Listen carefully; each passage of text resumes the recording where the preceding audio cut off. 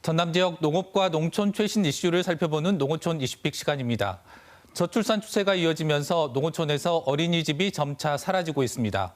전남 지역 읍면동 가운데 어린이집이 아예 없는 곳이 많아서 보육 공백이 심각하다는 우려의 목소리가 나오고 있습니다. 실태와 대안을 짚어봅니다. 다음은 용호남 화합의 상징으로 널리 알려진 화개장터의 상인 입점 자격을 하동군 거주자로만 제한해 호남 배제 논란이 일었다는 소식 자세히 알아봅니다.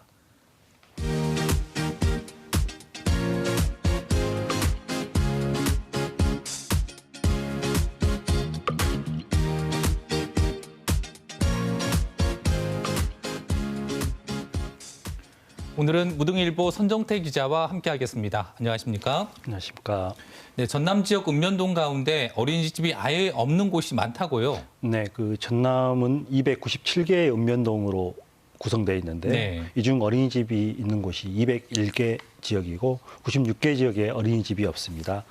지역별로 살펴보면 화성군에는 10개 면의 어린이집이 없고 담양군은 8개 면에, 그리고 네. 해남군과 구례군, 장성군에는 7개 면에, 그리고 곡성군과 보성군, 강진군은 6개 면에 어린이집이 없습니다. 또 여수와 순천, 목포, 광양, 나주 등 전남의 시 지역에도 어린이집이 없는 곳이 있는 등 22개 시군 어느 한 지역 예외 없이 다 어린이집 없는 곳이 다 포함되어 있습니다. 네, 그럴 수밖에 없는 게 태어나는 아기가 있어야 어린이집이 운영이 될 텐데 지난해 전남 지역 합계 출산율이 1.02명에 불과했다죠? 네, 그렇습니다.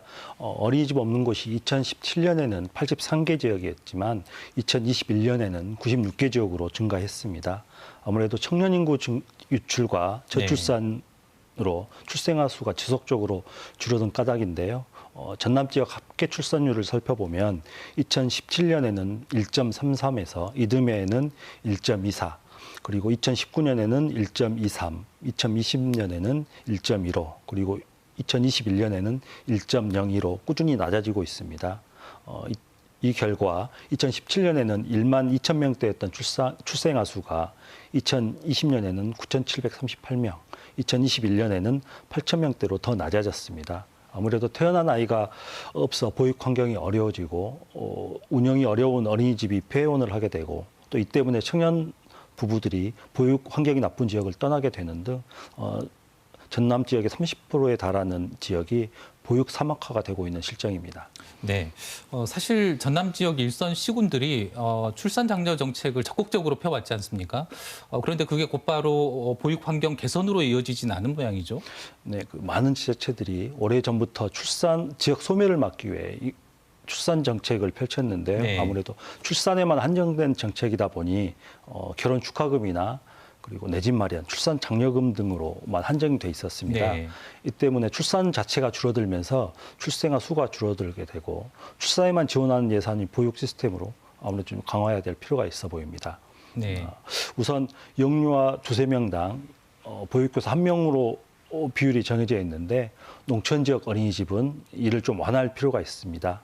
또 찾아가는 보육 아이돌봄 서비스나 장난감 도서관 운영, 그리고 네. 아이가 있는 가정에 육아수당을 지급하는 등 이 다양한 보육 시스템을 좀 강화할 필요가 있습니다. 지자체장들이 아이가 낳기 좋은 지역뿐만 아니라 아이를 키우기 좋은 지역으로 만드는 정책을 강화하는 데 절실해 보입니다. 네. 계속해서 화개장터 이야기 좀 해보겠습니다. 용호남의 상징으로 알려진 곳인데 신규 입점 공고를 하면서 자격 기준을 하동군 거주자라만 제한해가지고 호남 배제 논란이 있었다고요? 네, 다 아시다시피 화동군에 있는 화개장터는 구례군과 광양시에 인접해 있는데요. 아무래도 같은 제목의 노래가 인기를 끌면서 동서 화합의 대명사로 알려졌고 이 때문에 많은 관광객이 몰렸습니다. 그런데 하동군이 지난달 17일 내년 1월부터 추진하는 재입점 공고를 냈는데 이 재입점 공고 자격에 하동군에 3년 이상 머문 거주한 자로만 명시해 논란이 일었습니다. 화개장터에는 74개의 점포가 있는데 현재는 광양에 거주하는 상인 2명과 구례에 거주하는 상인 1명이 영업하고 있습니다. 하동군의 자격 제한 때문에 이 3명의 상인들이 내년부터는 이곳에서 장사를 할 수 네. 없게 됐고요. 이 같은 소식을 들은 많은 국민들이 하동군의 이기적인 정책을 비난했고 이 많은 관심에 놀란 하동군이 하루 만에 이 자격 제한을 해제를 했습니다. 네. 재공고를 해서 갈등을 봉합하긴 했는데 이런 일이 처음이 아니잖아요. 어떤 상생 논의가 필요할까요? 네, 그 화개장터 입점 공고는 매 3년마다 진행을 하고 있는데요. 사실 호남 상인의 배제는 이번이 처음이 아닙니다. 네. 기록을 봐보면 2013년에는 5명의 호남 상인이 영업을 했었고 2016년과 2019년에는 3명의 호남 상인이 영업을 하고 있는데요. 줄었네요. 예, 예. 네. 이때도 신청 자격을 하동군 거주자로 제한을 했다가 네. 반발이 거세져서 다시 변경하는 일을 반복을 했었습니다. 아무래도 이 화개장터의 동서화합을 위해서는 하동군뿐만 아니고 구례군이나 광양시의 지원도 필요할 텐데, 근데 사실상 행정구역이 다르다 보니 구례군이나 광양시에서는 특별히 지원해 줄 수 있는 방법이 네. 없습니다. 하동군도 지역민들이 타 지역 상인들을 지원한다라는 비난이 거세지면서 어쩔 수 없이 지역민을 위해 이런 공고를 냈다라고 하는데요. 네.